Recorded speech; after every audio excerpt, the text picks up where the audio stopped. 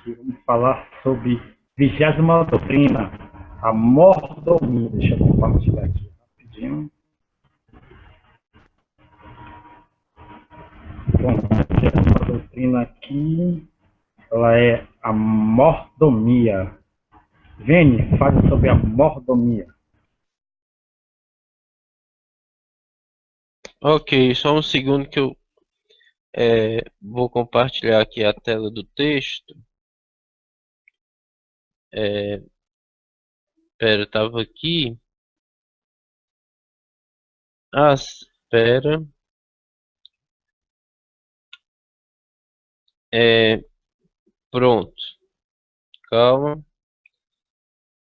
Pronto, estou compartilhando aqui. É, assim, muita gente tem dúvida sobre é, a veracidade das escrituras, né? O quanto elas são reais, né? É, se a Bíblia diz que Moisés falou, se foi Deus mesmo que falou ou inventou. Eu acredito nas escrituras, né? Eu acredito mesmo nas escrituras. Eu acredito que Deus mesmo tenha falado certas coisas e que as escrituras não estão erradas. É, Sobre a mordomia, né? É uma coisa interessante. Eu vou começar do verso. Deixa eu ver aqui.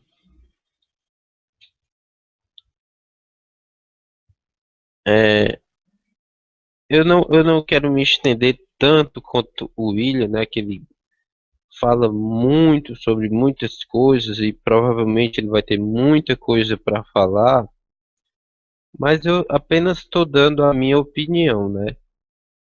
Como eu dei sobre as escrituras, eu acredito que as escrituras não estejam erradas, que Israel não seja só a nação e que Moisés não inventou nada, tudo foi Deus que falou.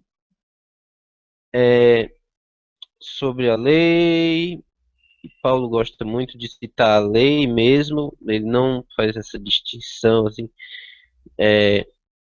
Pronto. Aqui Paulo fala sobre é, os que vivem do evangelho, né? 1 Coríntios 9. Assim não ordenou também o Senhor aos que anunciam o evangelho que vivam do evangelho. Aí entra aquela questão do dízimo, né? O dízimo não é só para os sacerdotes, não é só para quem participa do altar e tudo mais. É, é uma questão a se pensar, né? Quem são os sacerdotes da nova aliança? Quem são os levitas da nova aliança? Tem um texto aqui é, sacerdócio, sacerdócio real de Pedro, que é bem interessante. Não, eu não, mas vós sois geração eleita e sacerdócio real, povo adquirido. É, Aqui fala que é todo o povo, né, de Deus, o Israel do Novo Testamento, né? Aqui fala que, é, voltando a Paulo, ele fala que, segundo a lei, né,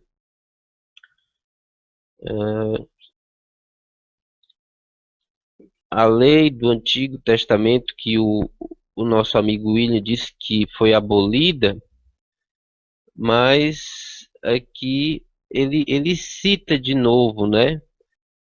Porque na lei de Moisés está escrito: não atarás a boca do boi por, que trilha o grão. Porventura, Deus tem cuidado dos bois, ou não diz certamente por nós? Certamente por nós.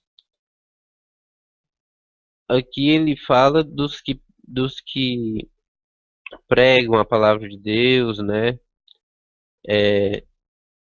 Ou seja, existe nas leis do Antigo Testamento um entendimento mais profundo e não aquele entendimento superficial, né? O William, ele falou várias vezes muito superficialmente. Eu não estou defendendo aqui a doutrina adventista. Estou defendendo a correta interpretação das Escrituras. Não estou também dizendo que Ellen White era uma profetisa. Eu não acredito nela. Eu acredito que ela estava, sim, errada em muitos conceitos, como os 2.300 dias, que eu acredito que seja o Hanukkah. Continuando, as leis, e tudo é um significado bem mais profundo que demandaria muito mais tempo do que simplesmente perguntar se quem não cumpre a lei deve ser apedrejado. O Novo Testamento não fala que quem guarda o sábado deve ser apedrejado, mas isso já é outro assunto, né? Eu não quero falar tanto quanto o William, mas é só para dizer que sobre isso, que em- as escrituras elas falam que aquele que anuncia o evangelho viva do evangelho. Mas Paulo aqui nesse texto ele fala que continuou trabalhando, mas para não ser pesado, né, para os outros, ele preferiu não viver só do evangelho. Ele preferiu ter o trabalhozinho dele e anunciar a verdade. E isso é bem muito louvável, porque ele não queria ser pesado. Mas às vezes o mundo hoje em dia e no passado às vezes nos mostra que é bom às vezes dedicar, se tiver oportunidade, dedicar todo o tempo para o estudo de Deus e para proclamação da mensagem. Então eu acredito que essa 18ª, 19ª doutrina seja sobre isso. E não, a gente não deve, eu não acredito, não devemos interpretar as coisas levianamente. Eu não defendo nenhuma organização adventista, eu não conheço os líderes das organizações adventistas, mas eu frequento porque de todas parece ser a menos pior. E eu frequento porque eu acredito que é importante que que só porque é de uma religião tal, eu frequento também a Igreja Batista, que é bem interessante para quem gosta de fazer obras de caridade, como eu. E, e é isso. É, só porque uma pessoa é cristã ela tem que ser desigrejada e sair do mundo é complicado. Eu acho que é complicado, mas o que o William está fazendo é bem interessante. Se ele puder ter aquela, eu espero também fazer uma igreja mais caseira, né? Então eu acho que já estou fugindo um pouco do assunto, mas eu acho que também tem um pouco a ver, porque mordomia, né, tem a ver, lembra mordomo que lembra casa. E é bem interessante mesmo falar sobre essa mordomia do adventismo e de qualquer, todas as igrejas também pregam sobre mordomia. E a gente tem que procurar saber o que é isso verdadeiramente de acordo com a palavra de Deus. E eu tentei, com esse texto, mostrar que é algo bem mais profundo do que as pessoas vão falar só sobre dízimo, ou só sobre oferta, ou só sobre qualquer outra coisa assim. É isso. Ok, William.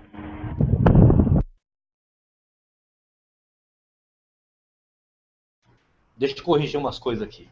O Vini está dizendo o seguinte, que que parece que eu estou pegando versos isolados e fazendo um discurso em cima disso. Não. Vocês estão vendo que vocês estão tendo quase um curso gratuito de como interpretar corretamente as doutrinas que uma determinada denominação defende. Eu não estou pegando um verso isolado, né? E se fosse assim, eu falaria um minuto. Mas eu desprendo bastante tempo para a coisa ficar bem destrinchada, primeira coisa. Segunda coisa, então, eu achei que eu estava fazendo um debate com um adventista do sétimo dia. Então, já que o Vene já está se autoproclamando que não é adventista, eu fico contente com isso, porque quando eu o conheci, ele disse que ele é adventista. Eu sou adventista. Agora, já dizendo que não é, eu já fico contente. Já fico contente porque está surtindo algum efeito, que ele já está enxergando quem é a igreja adventista. Porque se ele está dizendo que eu não sou, é porque ele não quer vínculo com essa denominação, independentemente dele, do discurso dele dizer que é a menos errado ou a mais certo, sei lá o quê. Primeira coisa. Segunda coisa, eu vou abrir minha câmera aqui, ó. Quero ver se vaza aí, ó. Não, pera, deixa eu parar aqui o compartilhamento, pera aí. Vocês estão vendo aí? Que eu tenho aqui na mão? Tá aparecendo a Torá. Isso, eu tenho a Torá aqui na minha mão também, tá? Então, vamos lá. Deixa eu compartilhar de novo, né? Porque eu tenho material aí para passar. Vamos lá, gente. Aqui está escrito o seguinte, ó. Eu tenho algumas coisas que eu gosto de ler na Torá, né? Diz assim, ó. Mas, o mesmo verso que está dizendo aí, Coríntios 9,14. Vamos lá.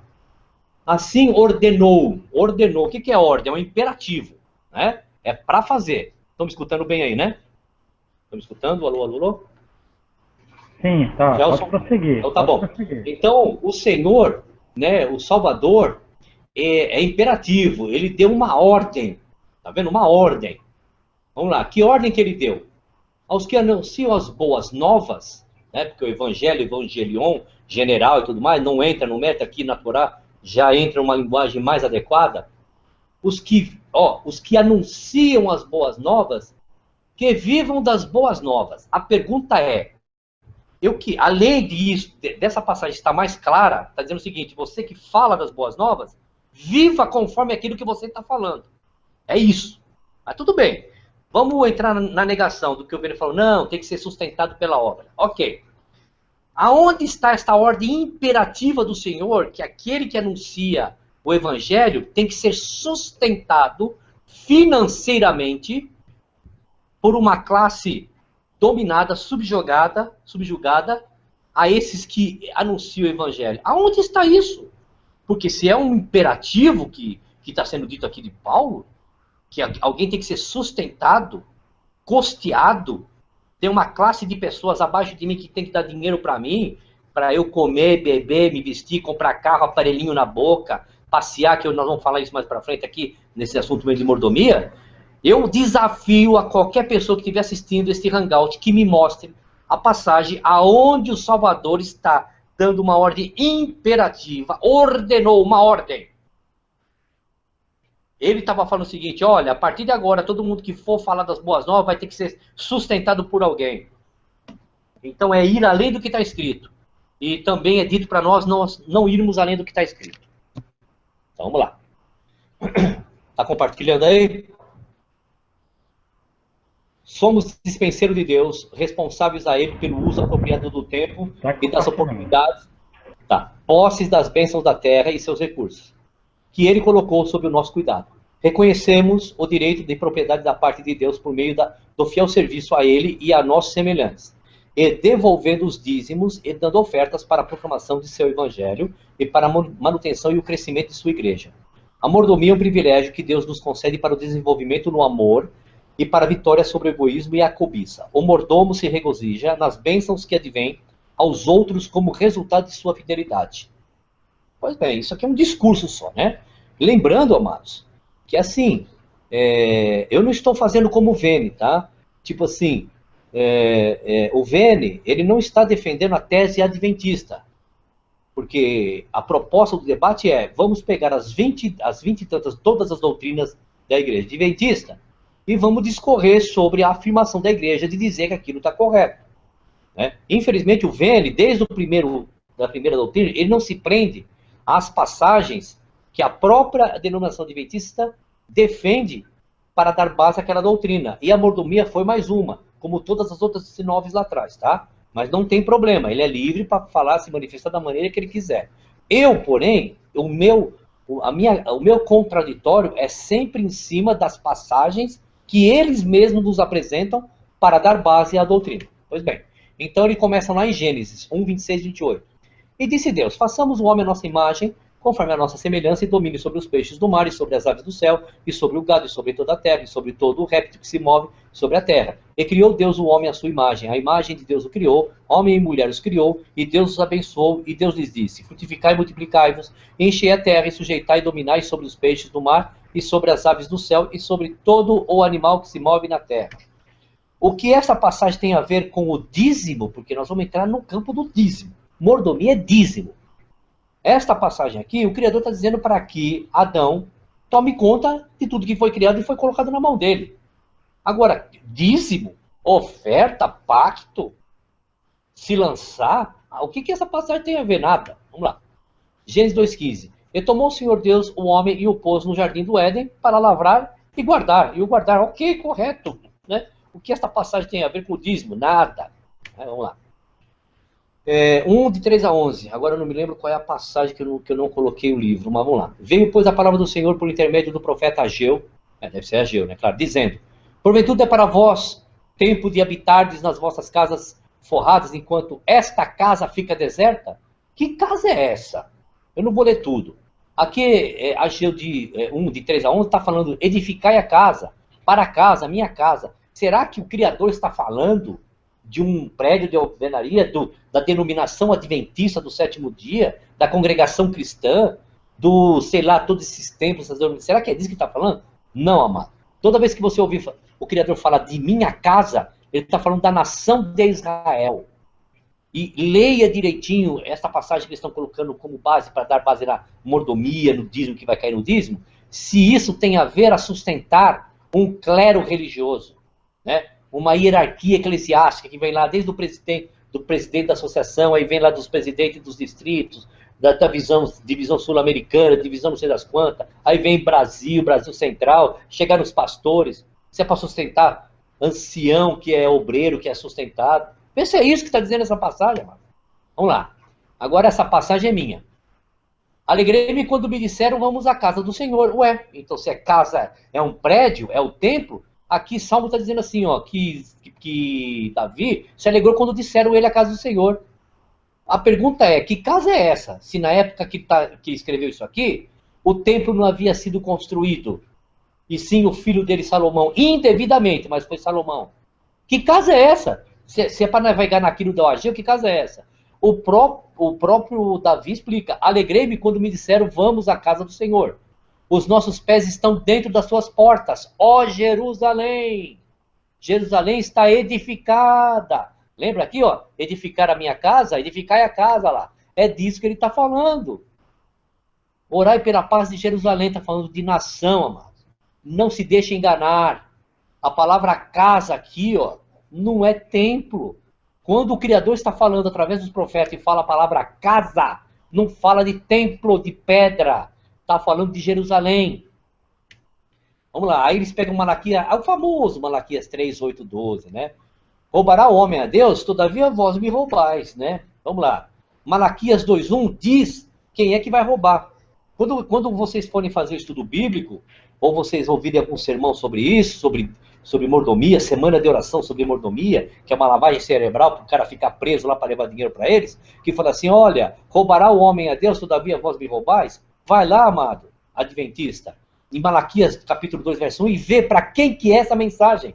Agora, ó sacerdotes, ó sacerdote, este mandamento é para vós, não era para a nação.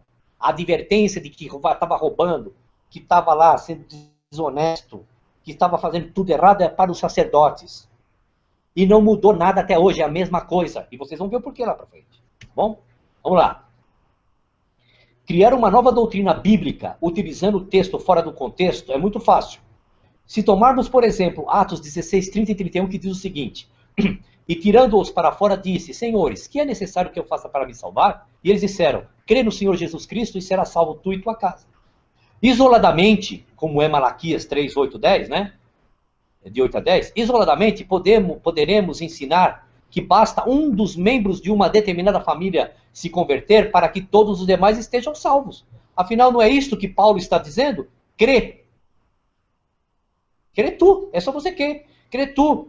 Paulo não está dizendo creiam vocês, ou crê de vós no Senhor Jesus Cristo e será salvo tu e tua casa. Ele está falando assim, ó, creia. Se você crer, vai ser salvo você e sua casa. Não é assim que está dizendo? Mas isso é texto fora do contexto. É a mesma coisa aqui de Malaquias 3, de 8 a 12. Lá, roubarás, tá? Tem que ler todo. O livro de Malaquias são 4 capítulos. Mas lê lá, é rapidinho. Vocês vão entender a quem que Malaquias está divertindo. Se é você, eu, ou qualquer membro, ou qualquer povo da nação, ou se ele estava descendo o cacete, o chicote, a paulada, o rei nos sacerdotes, nos líderes religiosos. Tá bom? Que alívio não traria esta doce mensagem? Que mensagem? Crê você, não é só você crer que será salvo tu e tua casa, né? Então vamos lá. Que alívio não traria esta doce mensagem ao coração amargurado de uma mãe que há mais de 10 anos vem orando pela conversão de um filho desviado? Agora ela está feliz, pois basta que ela, somente ela, creia e aceite ao Messias como seu salvador pessoal e automaticamente todos da sua casa estarão igualmente salvos. É assim? Não é, né, irmã? Certo ou errado? Que erros grosseiros foram praticados no exemplo que nós acabamos de falar? A doutrina da salvação não pode ser ensinada tendo por base um só versículo bíblico. Nenhuma doutrina pode ser considerada dessa forma. B. Todos os demais versículos bíblicos que falam sobre o mesmo tema, salvação, devem ter coerências entre si. E C. Deve-se reconhecer o contexto do texto, antes de se criar um pretexto. Todos os demais versos bíblicos que falam sobre o mesmo tema, salvação, devem ter coerência entre si. Todos os temas não falam disso, que se eu crer, todo mundo vai ser salvo. Talvez seja esse o texto mais distorcido da Bíblia, embora quase que universalmente aceito, contém muitos erros de interpretação. Vejamos. Dízimo na lei. O povo de Israel era governado por diversos tipos de lei. Diversos. Vamos lá. Agora eu quero andar, amados, dentro da mentalidade adventista, que diz que tem lei cerimonial e lei moral. Agora nós vamos andar nesta loucura, nesse entendimento que não tem nas escrituras. Loucura no bom sentido, loucura no sentido de que não tem amparo. Tá? Nós vamos andar nesse pensamento, vai ser para adventista. Adventista, olha só, eu creio que tem lei moral e lei cerimonial. Vocês sabem que eu não creio nisso, porque a Bíblia não me dá base para isso. Mas eu vou passar a crer, porque é assim que eu aprendi dentro da igreja adventista e é assim que eu creio. Vamos lá. Então, o povo de Israel era governado por vários tipos de lei. Vamos lá. Tipos, instruções e quais são os textos. A lei moral. Instruções, proibido matar, roubar, adulterar. Texto, Êxodo 20. Lei de saúde. Proibido comer carne com sangue. Levíticos 17. Lei social. Proibido colher bagos caídos, deixar para os pobres. Levíticos 19, 9 e 10. Lei civil. Permitido repudiar uma mulher estrangeira. Deuteronômio 21, 10, 14. Só quero fazer um adendo aqui. É óbvio que dentro das ordenanças, né, e dos 10 mandamentos, que é tudo uma coisa só, estava subdivididas com algumas coisas, e essas coisas são isso que estão apresentadas aqui. Mas eu quero deixar claro que aí agora nós vamos abrir uma lacuna, um espaço, que agora eu acredito na lei moral e lei cerimonial. Lei cerimonial, chegamos lá. Regulamentava toda a prática do culto e da adoração. Levíticos 16. Então Israel era governado por essas leis. Ok, vamos lá. Depois de analisar cuidadosamente, né, o quadro, vamos lá, vamos parar, vamos refletir e vamos responder sinceramente a que lei pertencia a instrução do dízimo. Dízimo pertence à lei de saúde? É óbvio que não. A lei moral, os 10 mandamentos, onde está escrito lá para dizimar dentro dos 10 mandamentos? Então não está na lei moral. Está na lei civil, aonde que está nas ordenanças civis, que tem que se dizimar. A lei social, aonde que está lá, que também não é. Opa, vai restar uma lei aí, hein? Checkmate. A lei cerimonial. É nisso que o dízimo está inserido. Na lei cerimonial. Aí a gente faz a pergunta, o adventista do sétimo dia, qual é a lei que vocês insistem em dizer que Jesus cravou na cruz? Não é a lei cerimonial?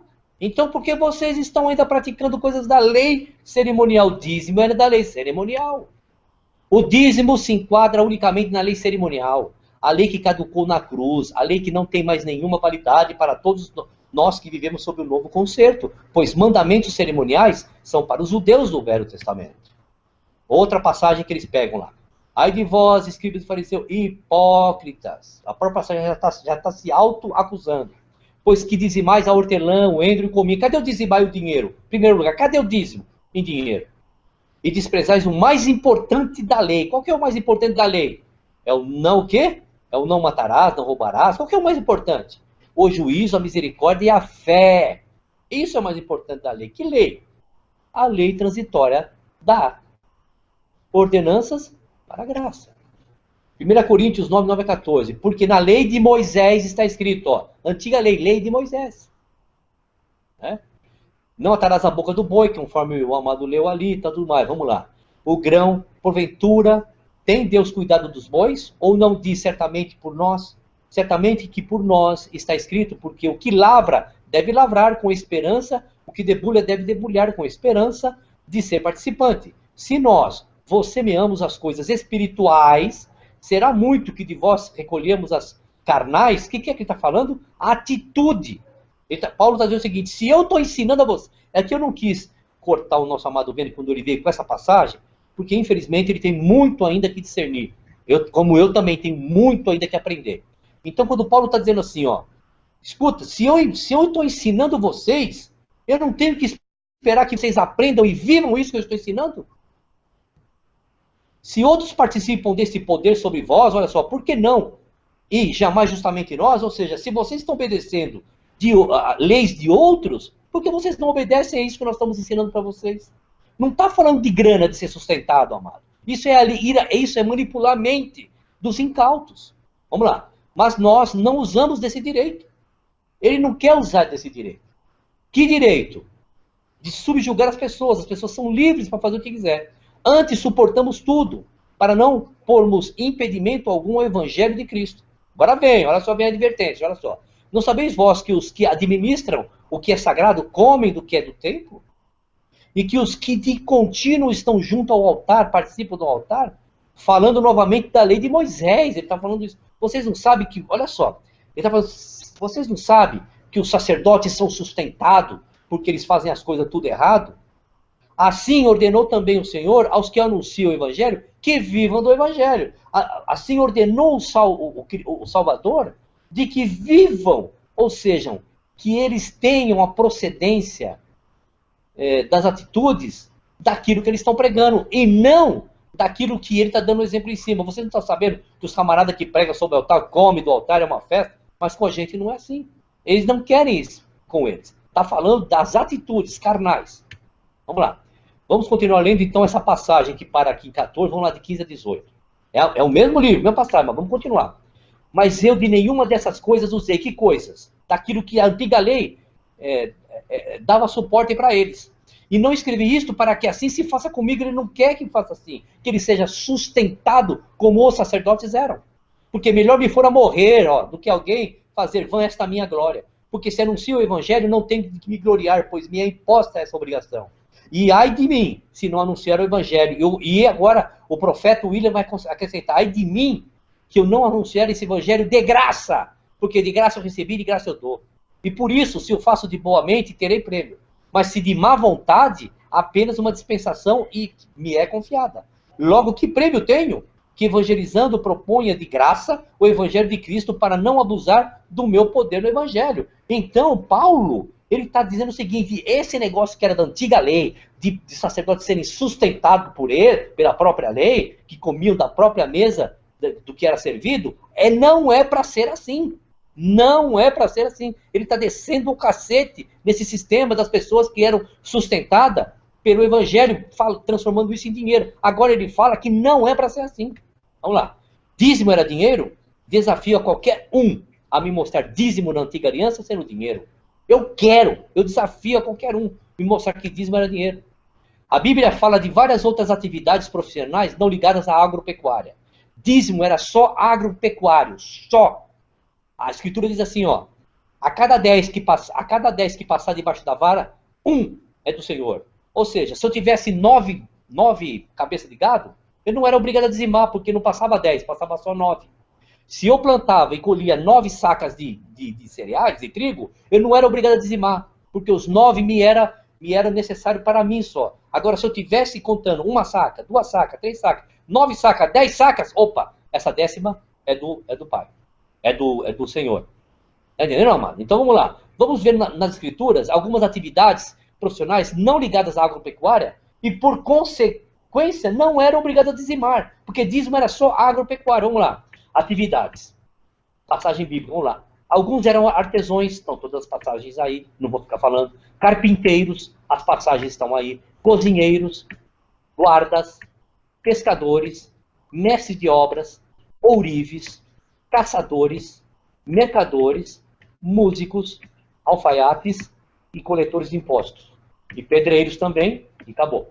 Então, amados, olha só, esses camaradas dentro das 12 tribos, eles não tinham produção agropecuária, porque o dízimo era só agropecuária. Esses camaradas não eram obrigados a dizimar. Não existe isso, era só tudo que a terra produz e tudo que se cuidava como animal. Como é que um mestre de obras iria dizimar? Ele ia pegar 10% do salário dele? Aonde está escrito isso? Que qualquer outra atividade profissional, sem ser agropecuária, tinha que dizimar? Não, era só agropecuária. Nem todos os levitas eram sacerdotes, vocês sabiam, amados? Nem todos os levitas eram sacerdotes. Vamos lá. Alguns eram professores, juízes, trabalhadores da área de saúde, cantores, escritores e bibliotecários, arquitetos e construtores.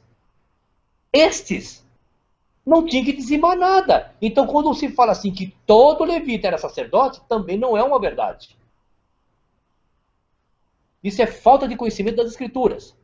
Agora, vamos lá. Tudo o que os Whites escreveram e nunca contaram a você sobre dízimo. Vamos lá. Em 1861, na edição de 9 de abril da Revista Adventista, página 164, Tiago White escreveu o seguinte: Tiago White foi por mais de 50 anos diretor da Revista Adventista e foi 3 vezes presidente da Associação Geral. E Ellen White, inspirada por Deus, nunca escreveu uma linha corrigindo Tiago White. Vamos lá. Olha o que ele escreve. Nós não desejamos que o sistema israelita de dízimos seja adotado como uma obrigação para os crentes da terceira mensagem angélica. Adventistas. Tiago White escreveu isso, que não era para entrar lá. Este sistema foi necessário ao plano de Deus para os sacerdotes levitas, mas a mensagem final clama por uma coisa longe desse padrão. Nunca te mostraram isso. Este é um texto coerente com a orientação bíblica do dízimo. Dízimo ficou para trás, coisa para judeu do velho concerto. Esta é uma carta que Ellen White escreve, eu vou dar uma resumida nela. Ela diz o seguinte, ó, só o começo aqui, não vou ler tudo, tá? Eu mesma, Ellen White, tenho utilizado o meu dízimo para os casos de maior necessidade trazidos ao meu conhecimento. Tenho sido instruído a fazer isso, e como o dinheiro não é retirado do tesouro do Senhor, não é assunto sobre o qual se deva comentar, pois seria necessário que eu tornasse conhecidos esses assuntos. Sabe que assunto? Que estavam enfiando a mão no dinheiro que as pessoas estavam trazendo lá para a organização. Então, sabe o que ela está dizendo? É o seguinte, eu sei como estão roubando aqui o dinheiro para fazer o que não deve, eu mesmo estou pegando o meu dízimo e estou fazendo aquilo que eu acho que deve fazer. O dízimo e os pioneiros da Igreja Adventista. Vamos lá. De 1844, amados, os adventistas, até 1859, a manutenção era própria. Sabe o que era manutenção própria? Cada um trazia o que dava para trazer. Não tinha problema nenhum. De 1859 a 1878 foi agora a beneficência sistemática. Está dizendo o seguinte, cada camarada que tinha, vamos dizer, 10 hectares de terra, para cada hectare, ele tinha que trazer 10 centavos. Então ele tinha que trazer R$1. Está entendendo, amados? Seria mais ou menos isso. Então, o dízimo, dentro da origem da Igreja Adventista até 1878, não foi dízimo, porque foi alertado para não ter dízimo. Só um detalhe aqui, ó. Esta carta que foi publicada aqui, amados, foi publicada em outubro de 99, da carta de Ellen White sobre um assunto específico aqui, tá bom? Vamos lá. Então, olha só, quando é que entra o dízimo na Igreja Adventista? De 1878 até hoje. E você sabe quem é que instituiu? Um camarada que nem adventista continuou sendo. Foi um camarada que a história adventista que traz, que eu não quero trazer aqui, porque vai alongar. Vamos lá. O dízimo adventista serve para férias, eu vou trazer algumas coisinhas, viu, amado? Para férias para pastores. Férias, sabe aonde, amados? Em qualquer local do mundo. Porque, olha só, pastor adventista, ele, toda segunda-feira, ele tem folga. A folga do pastor adventista é toda segunda. Sabe o que significa isso? Porque ele é empregado da organização adventista. Ele é empregado, ele tem olerite. Tá? E o dia de folga do pastor é segunda. Se dia de folga do pastor é segunda, ele trabalha 6 dias, não trabalha? Isso significa que o sábado é um dia de trabalho dele, amados. O teu próprio pastor, o teu próprio pastor, ele quebra o sábado. Por quê? Se ele tem dia de folga na segunda, significa que todos os outros dias é dia de trabalho. Vamos lá. Spa para mulheres e pastores que estão se achando muito gordinha, né? Isso, eu não estou falando de uma maneira leviana. Quem quiser prova disso, eu tenho nos meus materiais as provas, tá? Bolsa de valores, amado. Os dízimos da Igreja Adventista foram investidos em bolsas de valores. E quer saber quais empresas, amados? Empresas de armamentos, olha só, e fazendas bovinas e suínas. Carne de porco não é para comer, mas foi investido em essas empresas. Quem quiser a prova é só dizer que eu mando. Livro de praxes, amado. É um livro que, quando você fala livro de praxes perto de um pastor, ele treme. Eu vou dar um exemplo, assim, bem rapidinho.